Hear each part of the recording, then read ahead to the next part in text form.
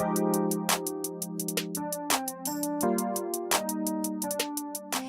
are tuned in to the Wifed Up Now What podcast. I'm Coriel.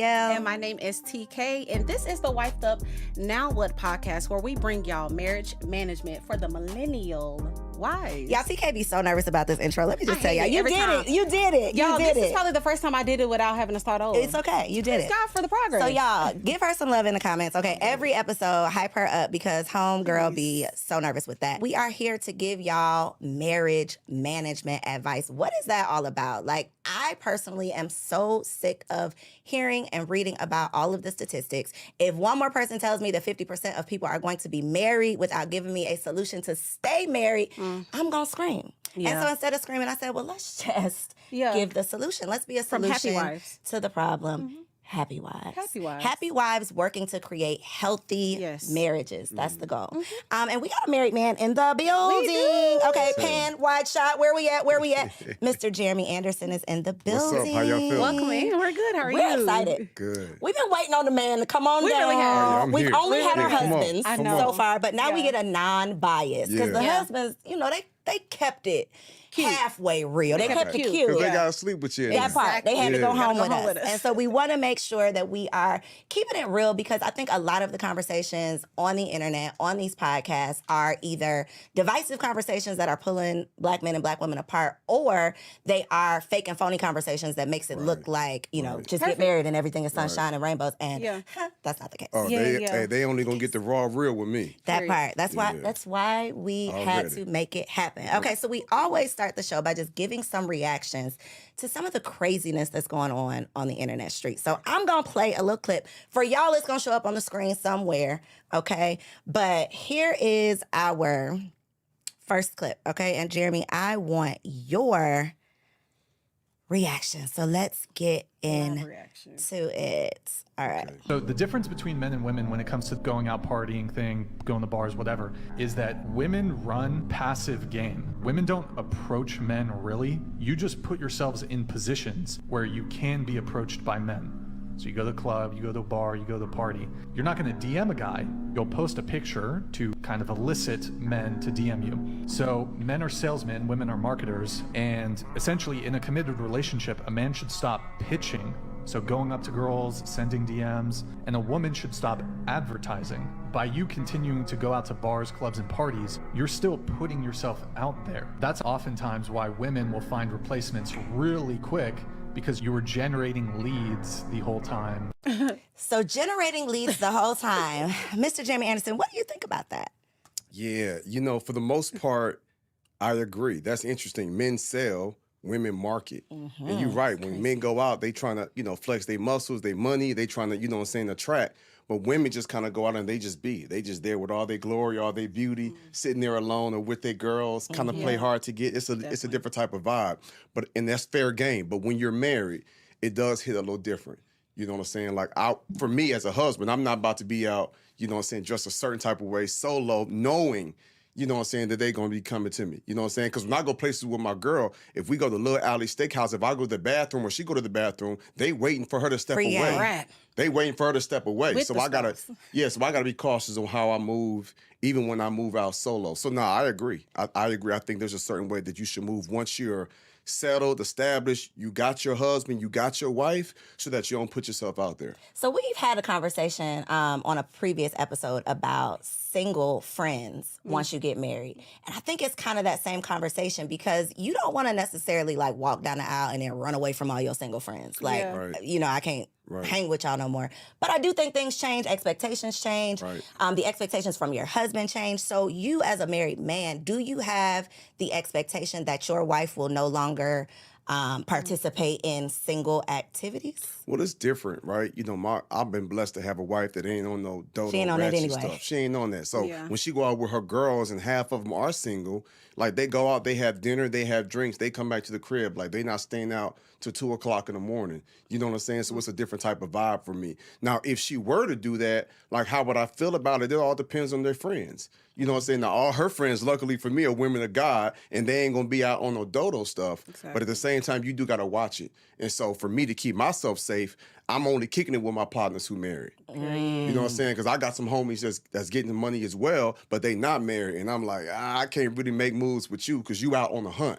So do you put them in a box? Like, I can only... Y'all my before 8 crew, like I can only kick with y'all during the day, but at nighttime I gotta swap y'all out with the married bros. Like, how does that? I don't think I never thought about it from a male. So I'll come to your crib, you come to my crib, like we could chop it up and kick it, but we not finna go out to the bar, to the club together and do it like that. So we got other ways we can kick it, work out, hit the gym, you know what I'm saying, go see a game or something. Got you. But you got to be mindful of how you move in that space. So what about married friends that are unhappily married? Because that's the thing, too. Yeah, if you're hanging out with people who are miserable in their marriage. You got to watch their energy because they can put that energy on you. So now if their marriage is a failure, girl, you know they ain't no good. It's like, nah, don't put that on me. My husband actually straight. It's your husband that ain't no good. So you got to really watch that. You got to really watch that energy because that thing is contagious. Yeah. Like, energy is contagious. If Corey came up in here with an attitude today, it's only a matter of time before that thing going to jump on you. Like, what's going on? So you got to really be cautious of what people speak over your marriage and the energy and the influence. Everybody want to be influencers, but we don't realize we're influenced by social media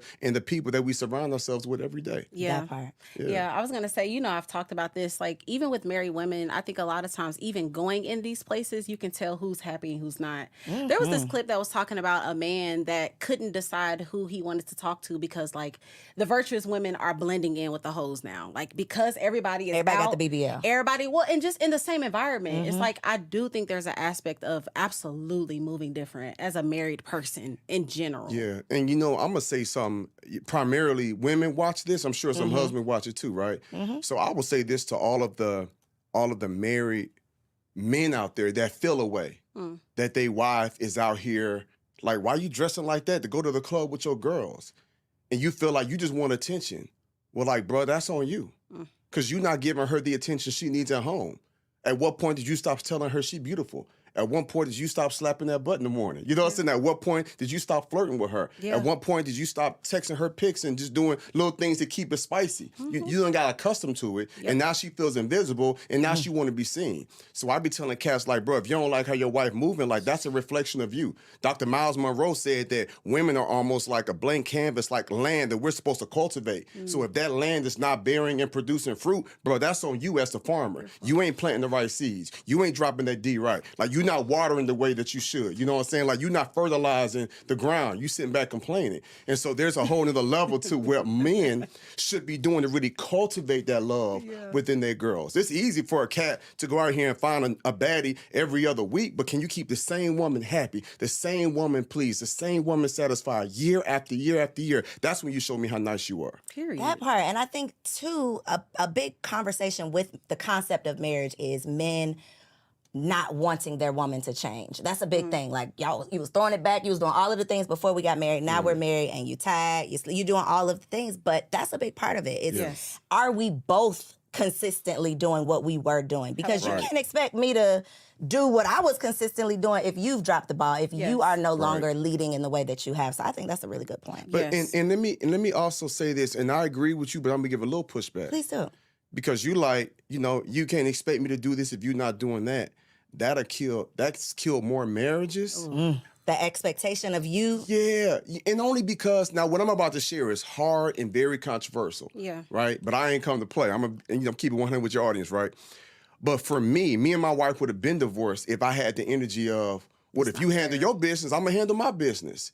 And it makes sense in theory. It's just like, we a team. The offense got to handle their business. The defense got to handle their business. Any good championship football team got a good defense and a good offense. Yeah. So if the defense is phenomenal, but the offense is suspect, they're not going to get the chip, right? And so it's the same way in relationships.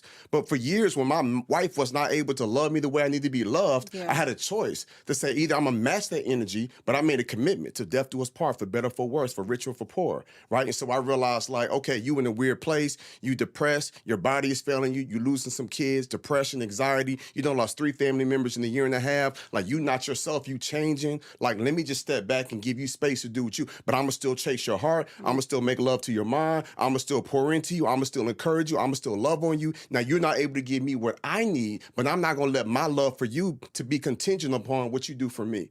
Does that make sense? And so I want to just challenge our audience. Challenge me as well, because this whole, I'm in year 3, right? I'll be in year 3 in January. It seems like I'm it's trying been to so be much longer. year 30, year Right, 40. right, And so right. if I'm going to be wifey for lifey, I definitely know that I don't have it all. I know that we all have room to grow. And that's what this is all about. Like, Yeah. how can I be the best version? And I've even gone home to Kendrick like, this show is challenging the wife that I am because I'm not a hypocrite. You know, I'm not going to come up here and talk about what we should be doing and then go home and act a fool. Like, this is challenging me to rise to the occasion. So get me together, bro. That's what we got you here for. Yeah. And let me just say one more thing. I only express that, but I know how hard it can be. So I want to be balanced. I don't want people to look at me like I'm a unicorn. Yeah. Because some cats realize, like, bro, you went 9 months no sex from your wife, and you wasn't smashing on the side, and you wasn't falling into pornography. Like, how you do it, that took a different level of discipline. But the question is, why did I do it? Because I love my wife. I seen she was struggling. She gave birth to 2 children for me. Yeah. I seen them put that epidural on her back.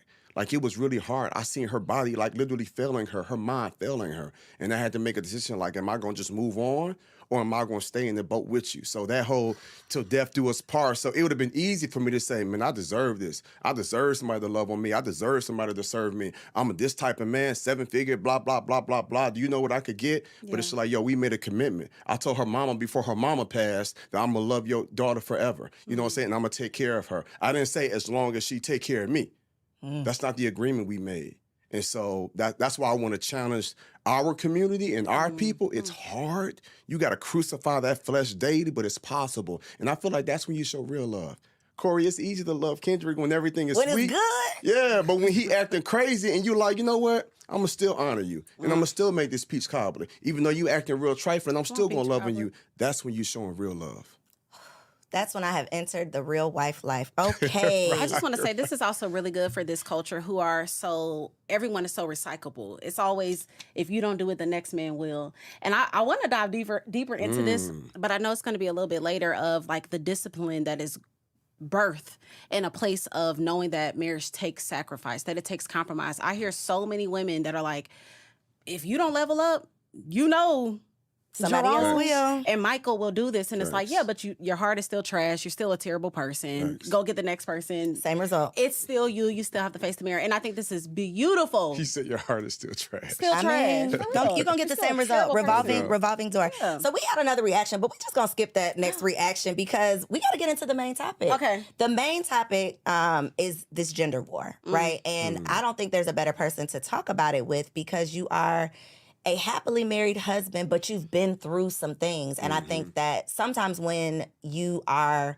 I don't want to say unhappy, but when you could be happier in your marriage, I think that that's when the devil, doubt, whatever starts to creep in and highlight some of those things that could cause war in your home. And so to combat that war, which you already came ready to do, we want to talk through some topics of bringing Black men and Black women back together. Okay. Like, how can we make sure that what I'm going out and doing as an individual and what my husband is going out and doing as an individual, when we come home, we are attacking the problem together versus attacking one another.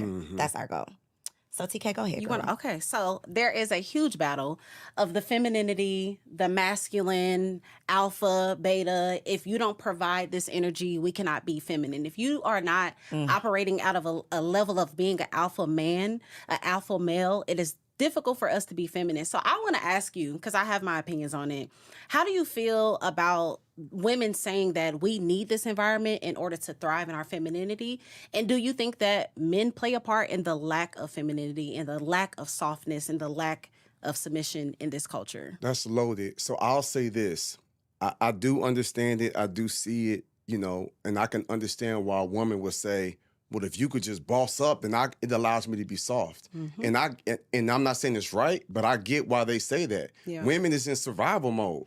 You know what I'm saying? Like, you got to think about it. Like, a lot of women grew up, a lot of, like, the families in the Black community, a lot of them are broken. You know what I'm saying? I've spoken in hundreds of schools. I can't tell you how many kids that came up to me crying saying, I wish my daddy was in my life, or I wish my mama was in my life, right? So a lot of women feel like, I want to be soft, I want to be gentle, but if you ain't gonna handle your business, I'm gonna handle mine. Yeah. You know what I'm saying? Because I ain't about to be out here just a damsel in distress. Yeah. Why? Because we dealing with strong Black women. Yeah. That ain't no negative thing. That whole angry Black woman, they bump that. We got strong Black women in our community. And so if men don't handle their business, I could see how they would, you know what I'm saying, say, you know what, I need to boss up. Case in point, Like, I be serving in my house, Corey. So let me just put it out there. I be vacuuming, I be mopping, you know what I'm saying? I be doing dishes. I do all of that, right? I be doing laundry. My girl went to Mexico a few days early for this event. I said, just get away and relax yourself. Let me tell you, I'm so ice cold with it. I made the bed, fresh sheets, fresh linens, but then I took that iron and steamed that top layer. So when I had that thing folded over, it was just like in the resort. You know what I'm saying? So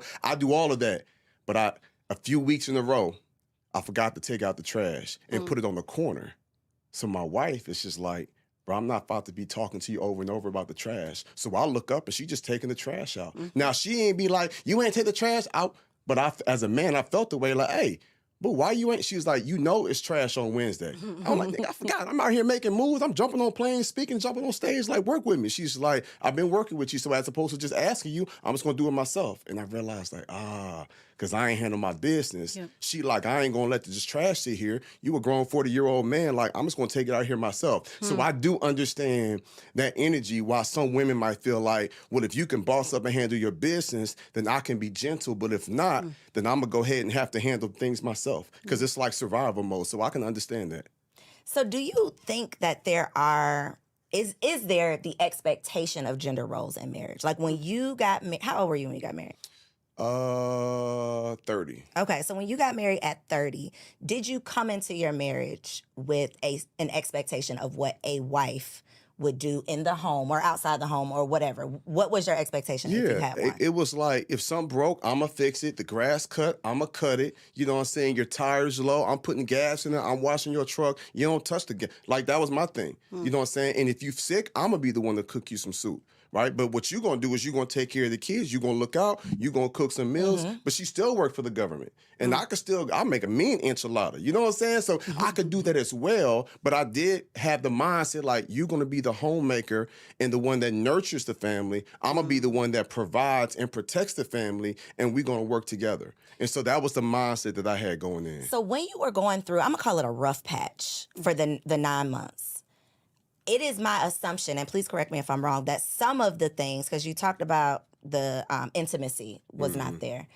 Were there other things that were lacking during those 9 months, and how did you manage that? Because to your point, there are so many men who would say, oh, well, homegirl down at the job, Facts. you know, homegirl down at the corner store, homegirl, you know, wherever homegirl might be, there are plenty of homegirls out here that's ready and willing to hold it down. Right. What did you have to say to yourself, or how did you discipline yourself in that time? Because sex is one thing, which might not be a big deal for a woman, but what if your man is going through a depression and he's not doing whatever you expect of him for an extended period of time? Like, how do you stay strong as an individual so that you can be strong for the unit? Yeah, that's a good question. So for me, it was a mental game, right? So I'm playing like mental games now.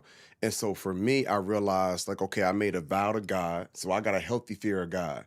I was just like, you know, it's like, man, if I do this, ain't no telling what's going to happen. And right now I'm in God's favor. So there's that one level. The next level is I wouldn't want this done for me. So I really be living by the golden rule. You treat people how you want to be treated. So if I was dealing with some health issues and I couldn't lay the pipe or make love or however y'all want to say, you know what I'm saying? You can lay the pipe over here and wipe up now with. If I couldn't do that and please her, then I would want her to be patient, you know what I'm saying, with me. And so for me, I had to just kind of play some mind games myself. I had to be cautious of what I watch on social media. It's a whole bunch of people I had to unfollow and then mute.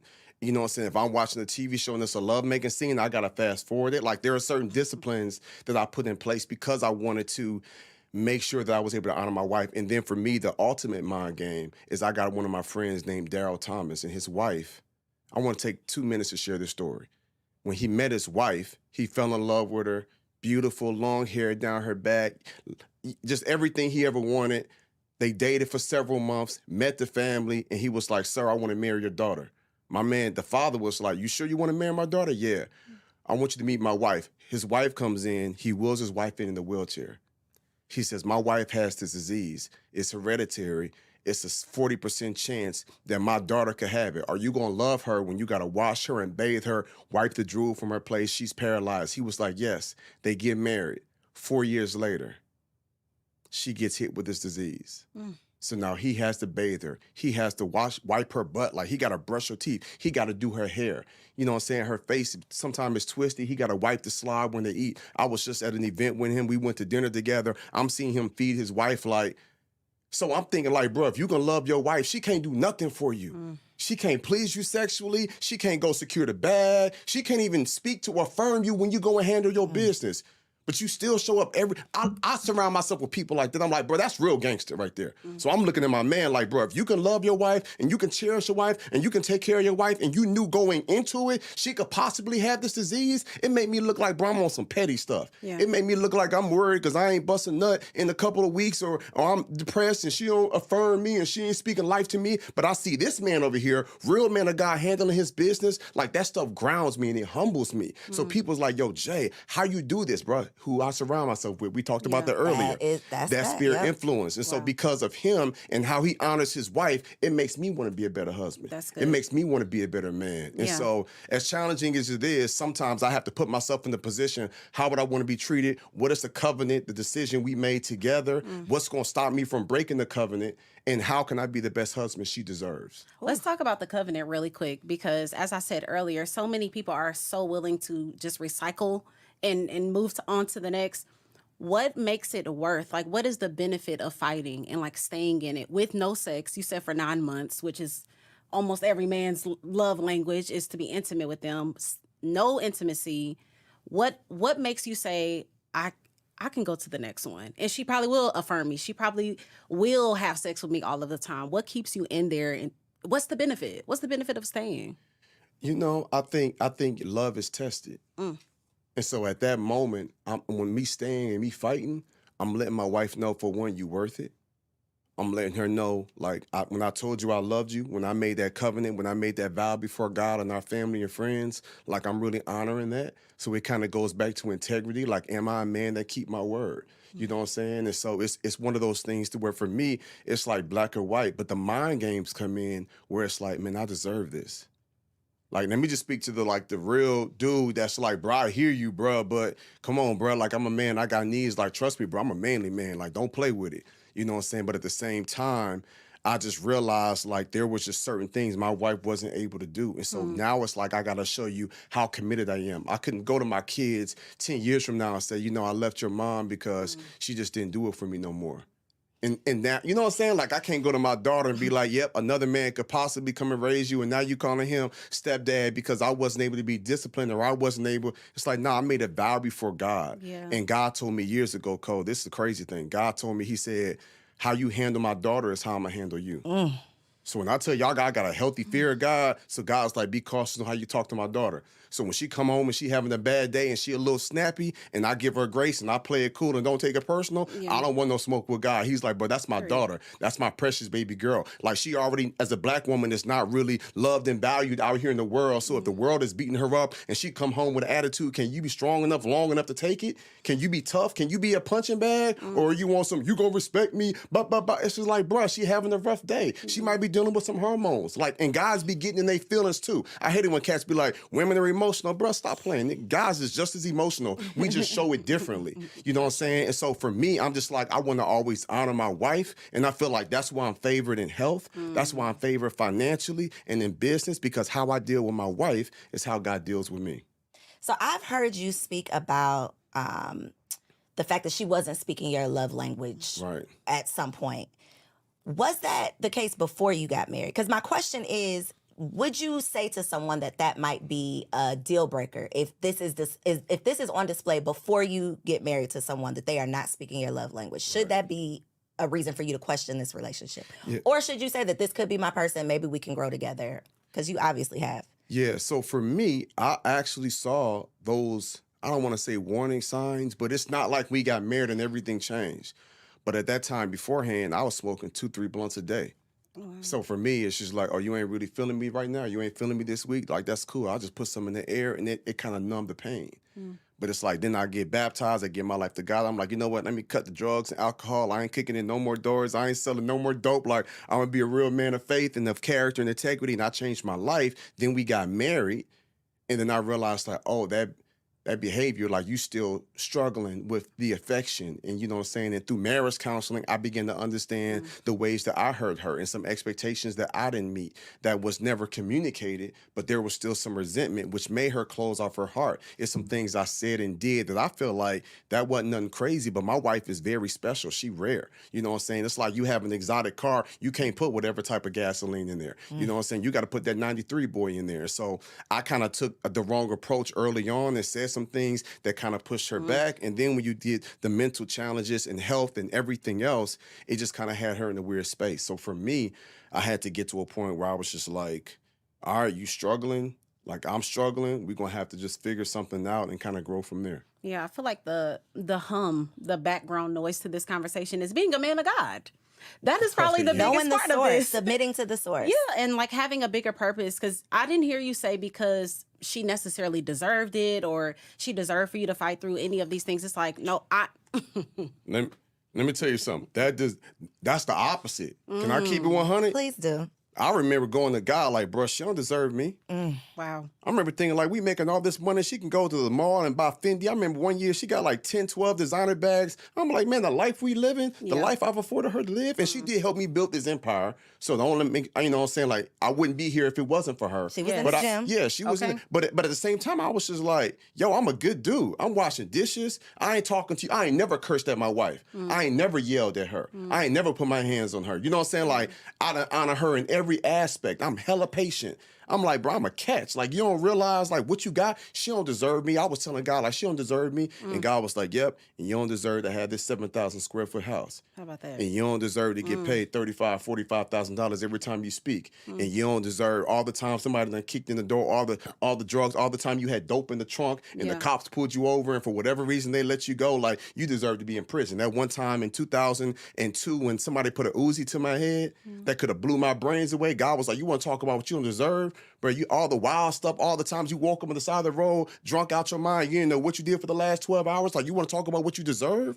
God was like, all I bless you with, all I favor you with, your health and everything else. Like, you don't want to talk. I was just like, all right, God, my bad. Okay. I was like, I just playing. I forgot who I was and what I do. Right, but I had that energy, like, I'm doing all this for you. And God was like, and I've done all this for you. Yeah, that's You know what I'm saying? If you want to stay in my grace, you want to stay in my favor, continue to honor my daughter. That's good. So I got a real question, Jeremy, because all of this is real good. But I got a real question for you, okay? It's about these double standards, because I feel that there is one thing that regardless of the man that you can be, if your wife were to cheat on you. Oh, yeah. With another man. Yeah. Or with, period. Man, woman, whatever. Yeah. If your wife was to cheat on you, would that be something that you could come back from? No. I ain't gonna hold you. Holy Ghost would have to just put some extra oil on my forehead. For me, because I'm so loyal, and because that's the one thing I feel like I struggled with for so long, was that intimacy. And she did the best she could. Again, you know what I'm saying? Fibromyalgia, endometriosis, adenomyosis, like her body was literally failing her. There was a season where sex itself was actually painful. And so I ain't gonna be that dude sitting here, you know what I'm saying, humping and you in pain. Like, that ain't me. You know what I'm saying? Like, this gonna be mutual for us. And so because that's something that I longed for and I cherish so much, I'm like, shoot, I can give everything to the world except for my body. Like, for that to be broken, because that's the one thing I longed for so much, I just don't know how I could recover. Now, the words say I can do all things through Christ who strengthens me. I get that. I'm just being honest with y'all. Like, that's the one thing for me where I would be like, you know what? I would feel like that's a sign. You know what I'm saying? I ain't gonna hold you, Cole. Like, that right there, it would be hard for me to bounce back from that. Because of the hurt, because of the damage, you know what I'm saying? Because of what I've endured. Right, and your years. very unique circumstances. Yes. Got you. Okay. Yes. Yeah. Speaking of double standards, y'all know there is this whole conversation about women, bodies, body count, all of that, and men kind of expecting this virtuous woman. Very low body count, don't be out here bad. But meanwhile, y'all can have the 10 baby mamas, all of the extra hoes. Do you think All of the extra all hoes. the extra hoes on the side, and we just like, that's a man. That's what he do. Do you think there's a double standard in needing men wanting or desiring this virtuous woman, and y'all can be out here bad? I do think there is a double standard.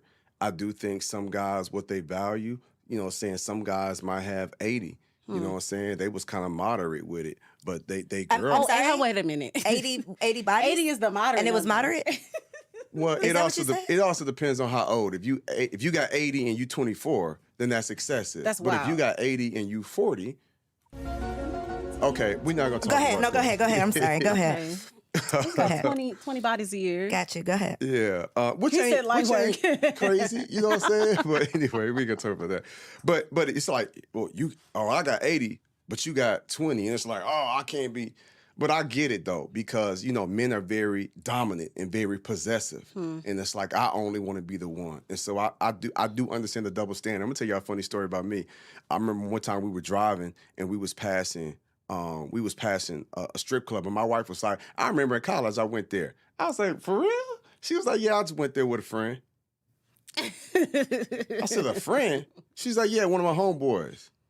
I said, oh, that's what you were doing? Like, I ain't know. She was like, bro, it wasn't like that. Like, we wasn't whatever. I'm like, cap, bro. My man, as fine as you is, y'all done came down here during college. They was in college at Alabama A&M. And y'all just happened to go to the strip club and kicked it. She was like, yeah, he had a place here and we was just, hanging out. But he didn't smash. Like, we was literally just friends. In my brain, though, I'm just like, but that had me hot for like a day and a half. Not a day and a half. I'm ready to find my man. College. I'm ready to put a hit on my man head. Like all the little Holy Ghost Because left your me. wife went to the strip club with him. Right, because I was really thinking like, really, he ain't smash. But so it is a double standard. I ain't gonna hold you. So that definitely for sure is a double standard. And last question before we get into this game though, is around the expectation of faithfulness.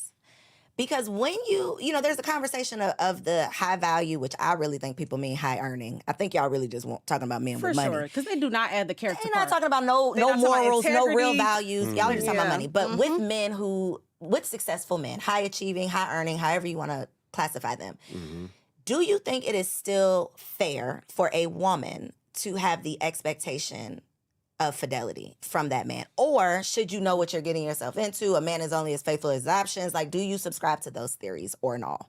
Because you're surrounded by successful men. So the question is, do you feel if you a high value man, you should get away with certain things? Should a woman expect a high value man to be faithful? Absolutely. Okay, And it's that's what makes him high value. Y'all said it right. Either we talking about high earning or high value. You know what I'm saying? Because there's some cats out here that's making $80,000 a year that will run circles around somebody that generated $1.2 million. Yeah. When it comes to character, when it comes to love, when it comes to everything else. And so that ain't everything. It's a whole bunch of folks out here that got all the purses and all the Birkin bags, but their heart is broke and they don't know when they man gonna come back home. So miss me with that. Like we need to, but it's balance. It's a balance. And so I do feel like absolutely what really makes a man a high value man is his commitment and his faithfulness. Is those values. Okay, it's time for a game. Let's go. Okay, so this segment is called Run or Have Fun. Okay, so this is for the single ladies that are tuning in who desire to be wives. So put yourself in this position. Okay, you're big bro. Little sis is coming to you. She's like, yo, I'm dating this guy.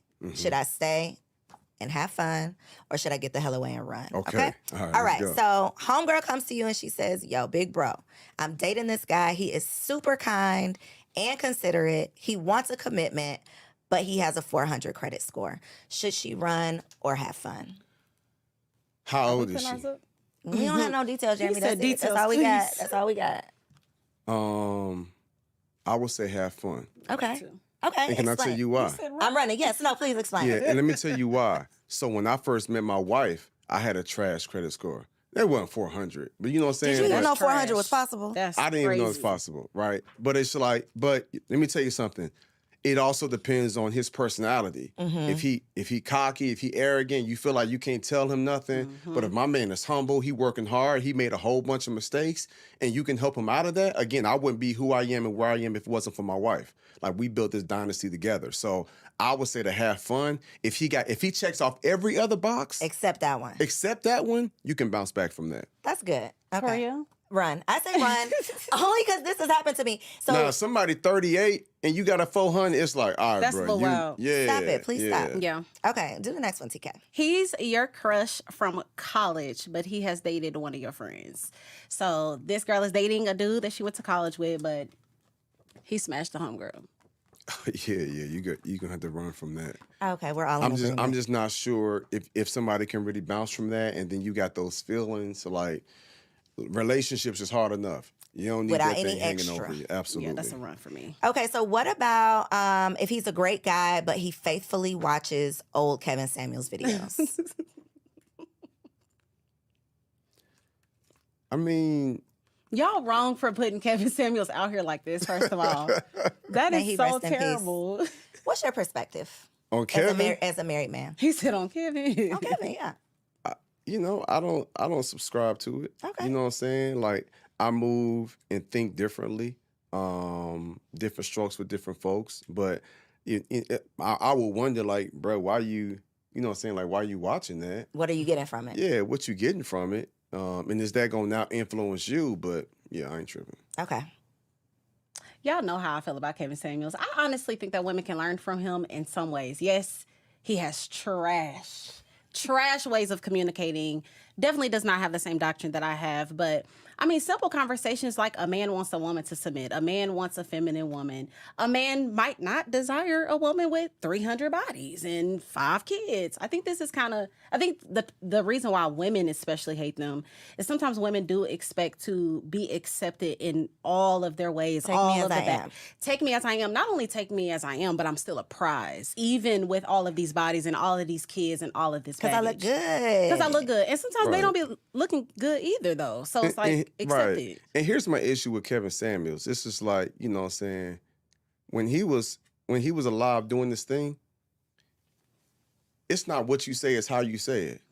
So It's it's the a way, antics. it's a Yeah. way, hey, beautiful black sister, I know you want this, but maybe you should focus on that. Like there's a way where you can, you know what I'm saying, give that medicine, but put a little honey with it. You know what I'm saying? And so the way you just bash him and you just cold and you just mean, like that's the part that I didn't connect with. But there was some value. You could take There from was it. some things some good takeaways that he was sharing, but how you present that. And the majority of women see him feels like he does way more bashing and playing and too harsh of a reality check versus a different type of Offering approach. solutions. Yeah, Absolutely. it reminds me of even like, I don't know the podcast, but like all the men that get like basically sex workers and prostitutes and like use these people just as example to back what they're saying. It's like, I mean, yeah, this is foolish. So I feel like even the women that he was bringing on. Is that who be on the podcast? Sex workers and prostitutes? Yeah, like I don't know the two white boys and they have like prostitute.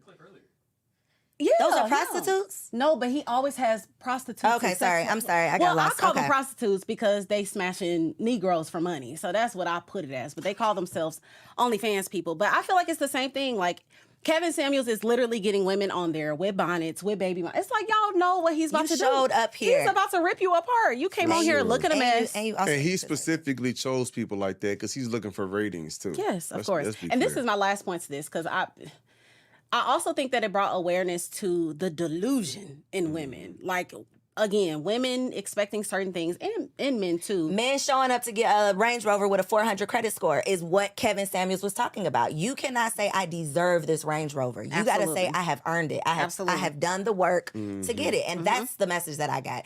Did he have to play the Humpty sound effects and all of the things? Like, He that was did a little, do that. I mean, it was very rude. That you know, was but crazy. he was running a show, whatever. Yeah. Okay, last one. Okay, last one. Please read it, girl. Okay, so his mama comes over every single week, twice a week actually, and cooks dinner for him.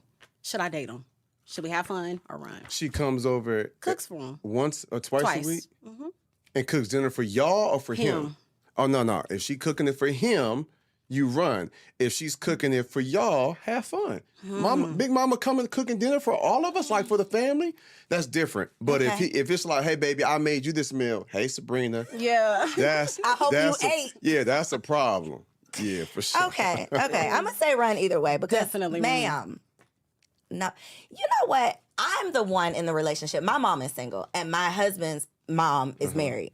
It is such a different thing having the single mom. So I can't imagine being married to a man with a single mom because the responsibility of having a single mom, that's a real thing. So that would be my run is I want a mama with a man. Yeah. Cook for your own man. I'm going to cook for mine. And if you do cook for him, cook at your house. That part. Invite him over. We'll come by and get the food together. Yeah. Both Both of our that's plates. the difference, You ready for your favorite segment? I don't think I am. She's not ready, Jeremy. You made her nervous. Okay, No, she's about to get ready. I am, because first of all, this is the first time I've done this segment with a man. A man, yeah. So I had to filter this. I'm already going to filter and do the best that I can, but Jeremy's like, what are y'all doing? So this is the Wifey Keeps It Spicy. Okay. You said this earlier. I'm like, did you read our cards? This is actually a cleaner version of Wifey Keep It Spicy. I made it cute and clean. So this week, let me just put this disclaimer out here really quick.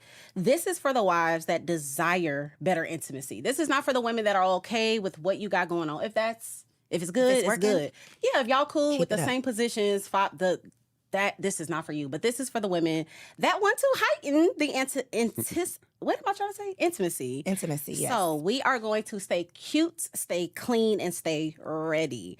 Now, we got the whole thing where the women are walking around the house looking busted and disgusted. And I just want to say, I understand. I am a mother of 4 daughters. It gets busy. You get overwhelmed. You don't feel like getting up and putting oil on. But I want to encourage you to invest in some sexy loungewear. So while you are around the house, while you are doing the laundry, while you are doing the dishes, have on your cute little outfit. Like get yourself cute and ready for the day. Not only for your man, you are going to benefit off of this. I know I don't feel, when I got a list of things to do, I got to do laundry, I got to homeschool my kids, I have a Zoom call, I have a coach call, all of these things. If I look a mess, I feel a mess. But also, my husband benefits off of me looking good because he wants to look around. If he went to a job, he gonna see good-looking women. While he at home, he gonna see a good-looking woman. But there's a warning, Coriel, to this. Girl, I saw the warning. I almost There flipped is the a card. warning to this. I need y'all to prepare that he is going to want you all the time. That's the caveat. Be prepared to be desired. Be prepared to perk it up. Be prepared to give it up. That's just the consequence of it. Number 2, this is for my Black queens. That's everybody, girl. We got to put the bonnets away, y'all. There's a certain time of the day that y'all do not need to have these bonnets on. Why y'all wearing bonnets to Walmart? Why are y'all wearing bonnets all day? Why are y'all wearing your hair wrapped up? I get it. It's $500. It's $1,000. This stuff costs money. But no man wants to see you like that. He didn't meet you that way. You don't want him to look busted and disgusted. So wait until a certain time before you decide to wrap that hair up and become Mama D or whoever you decide to be at a certain time. Now, the last one. Everybody prepare their spirits. We're going to throw this out here really quickie. Really quickie. She got ahead of herself. Master the quickie. Master the quickie. Let's go ahead and master this. There has been a lot of complaints from women that are unfortunately tired of giving it up so often. Men are desiring intimacy. It is a part of their love language. And we're like, okay. Again, as Coriel said 2 episodes ago, we want it again. Yes, he does. You got married. This is a part of the game, but you don't got to be doing rounds. We want to master the quickie and figure out how to give head quickly. You got it out. Master it. And how do we master it? We're not getting into super deep details, but the simple solution to this is ask him. I think that pornography has perverted the bedroom. I think that pornography has perverted our expectations. You get in that bedroom doing everything that all them white girls done did that ain't real, that they getting paid for, that they putting stuff in. That is not the way to do it. So you want to actually ask him. You want to ask him, what do you like and how do you like it? And not assume that he is like everybody else. So master it. Get it done quickly. And that's how Wifey's keeping it spicy. Purr. That wasn't too bad. It was I cringed a little bit. Okay, last segment. Wifey for Lifey. Because again, we are here to offer solutions to these statistics. Okay. So if 50% of marriages are failing, 4 wives in their first 3 years of marriage, right? Because I feel like if you can get through those first 3 to 5, baby, I'm praying. That's my philosophy right now, but we'll see. What's your advice though? How can a woman who is in her first 3 years of marriage, what can she do now to be wifey for Lifey? I would say communication is the biggest thing. You got to communicate your needs. You got to communicate your wants. You got to communicate your values. You got to communicate what they did and how it upset you, how it made you feel. because oftentimes communication can kind of set boundaries, but it can also let the other person know, like, this is what I like, this is what I don't like. So I feel like in every relationship, the majority of the time, the biggest issue, the biggest challenge is the lack of communication. Because in order for a relationship to grow, you got to be able to communicate. So I would tell somebody that's in their first 3 years, make sure that that's a part of your marriage, that you guys are effectively, openly communicating on a regular basis, talking about your thoughts, talking about your feelings. And it could be as simple as in the morning time, you pull your boo, your bae aside, y'all pray together, and then say, hey, what's on your heart? What's on your mind? How was yesterday? How you feeling? Should I have done something differently? When you did this, it made me feel like that, but don't keep it in. Because resentment has killed more marriages than infidelity. You know what I'm saying? And so I believe that as long as you communicate and you continue to be open and vulnerable and transparent, that's how you can be wifey for lifey. Now, oftentimes people think about intimacy as just when you just naked and you having sex, and y'all, intimacy is when you are naked emotionally. You know what I'm saying? So what I realized years ago, I was looking for a certain type of intimacy, but my wife was looking for more emotional intimacy. So now I'm talking her head off. I'm like, you want to talk about all your thoughts and feelings? I'd be like, help me, God. I'm trying to get up in there. You know what I'm saying? And now she feels that much closer to me because we sharing so many thoughts and feelings. And so I would say to heighten the communication and then heighten the intimacy, but not just physical, the emotional. And that can be game changing. That's big. That's big. A big complaint that men have shared is that women are not vulnerable. Women aren't, a lot of times we're not in tune with our feelings, our emotions to communicate them. So that's big. And sometimes, and it takes time, it takes practice. My wife has not been the super, she like an introvert. She off in the cut. She don't want a whole bunch of focus on her. She don't really share a lot. But we've done years of marriage counseling and marriage coaching. And now we got coaches now, they be like, Dr. Mobley be like, no, Tracy, you do have thoughts. She's like, no, I ain't got no thoughts. That's cool. She's like, no, you do have thoughts. You do have feelings. And so sometimes you got to be able to coach her through it. So I done got so nice with it now because we done invested so much in our marriage where I'm like, okay, well, babe, you don't have any thoughts. Okay, but when I said this, how did it make you feel? Or was there another way I could have said it? You know what I'm saying? Or should I have said it this way? If I would have said that, how would that have made you feel? You know what I'm saying? And then I like, I got to pull it out of her. Now, some cats might be like, bro, that's a lot. Well, she's like, you know what? That's why I get a lot. That's why I gain a lot. And she's worth the investment and the time to really pull out of her how she feels. Because my wife, she like, bro, I ain't trying to ruffle no feathers. I ain't trying to get into it. Like, it ain't that deep. I'm like, boo, it is that deep. You that deep. Your thoughts, your feelings, your emotions are that deep. And so I really try to stay in that space where we always communicate and we keep it vulnerable. And creating a safe space for her to do that. Yes. And then one more thing, just for the fellas that might be watching this, God was just like, first off, you need to shut your mouth. Because now she's sitting here telling you how she feeling, you trying to fix it. That's one of the biggest mistakes I made as a husband. And my wife was just finally, she's like, bro, I don't need you to fix everything. Stop trying to be my hero. I just want to share with you. So now I got the wisdom. It's like, hey, babe, when you share this with me, are you just expressing how you feel? Or do you want to come up with some solutions? Is there a way I can help you? Yeah. And then she will say, no, I was just expressing, I got it. Or she might say, yeah, I actually do need some help. Like, what do you think? Yeah. So I learned, because I be doing the most, Corey. I done got myself in so much trouble because she's like, bro, you do the most. I ain't asked you to do that. Like, now you sitting here fussing and you going all in. I just wanted to have a safe space to share how I was feeling. And so I've learned that over the years as well. I love that. Okay, so I need for you to look in this camera and tell the people where they can find you. But what is a marriage coach? I didn't know about this, but you get a coach for everything else in life. Right. Tell us about a marriage coach. So you have some people who are marriage counselors and therapists and then coaches. And sometimes they can kind of cross over. So I have a marriage counselor, Dr. Renee Mobley, Mobley Neal now, and she's a licensed, she's a doctor, you know what I'm saying? So she's like a marriage counselor, therapist. But then I have Shannon and Shirley Austin, who actually did marriage counseling with me and Tracy when we first got married. They live in Atlanta. Y'all gotta have them on the show. Me and Tracy would have been divorced if it wasn't for them. Right. Shannon and Shirley Austin. Miss Shirley. She's highly initiated. Hardly initiated. Yes. Yeah. Okay, that's we are my gonna have people. them on the show. She taught me how to drive a stick shift back in the day. Shut up. I've known them for over 30 years. Yeah. And so I say all that to say, when it comes to them, they are more marriage coaches. They gonna coach you and guide you throughout the process and journey, and they were a game changer for our marriage. Okay, we'll get them for sure. Okay, in this camera, tell the people where they can find you, how they can stay connected. Yep, one on Instagram and most social media is one Jeremy Anderson, website jeremyanderson.org.